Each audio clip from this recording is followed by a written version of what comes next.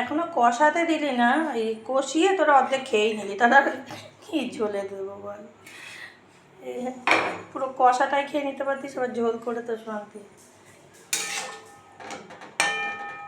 যতটা কষাটা যত সুন্দর লাগে ততটা ঝোল সুন্দর লাগে না।